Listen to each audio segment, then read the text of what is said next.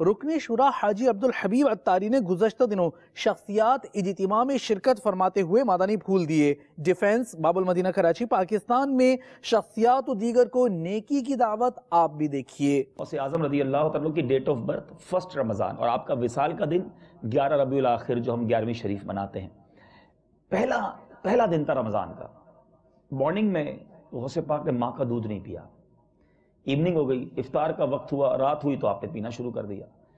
After 2-3 days realise ہوا کہ یہ بچہ صبح دودھ نہیں پیتا، رات پیتا ہے، دیر از سم تھنگ اسپیشل۔ پھر سمجھ میں آئی کہ یہ تو روزہ رکھ رہے ہیں، اور آل منتھ یہی روٹین رہی کہ غوث پاک دن میں دودھ ہی نہ پیتے، شام ہوتی تو دودھ پینا شروع کر دیتے۔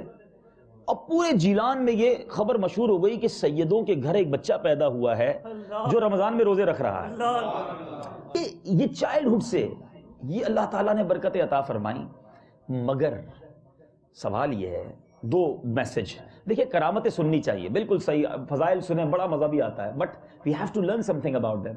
ہمیں اس میں امپلیمنٹیشن بھی تو کچھ کرنی چاہیے نا۔ اب Ghaus Pak from the first day روزہ رکھے اور ان کی 11ویں منانے والا رمضان کے روزے بھی نہ رکھے، تو یہ تو اچھی محبت نہیں نا، یہ تو سچی غلامی نہیں۔ غوث پاک کا چاہنے والا، 11ویں منانے والا، قادری کہلانے والا پورا سال ہی قرآن نہ پڑھے، یہ کیسی انٹریکشن تو ہو نا، کوئی تو کنیکشن ہو۔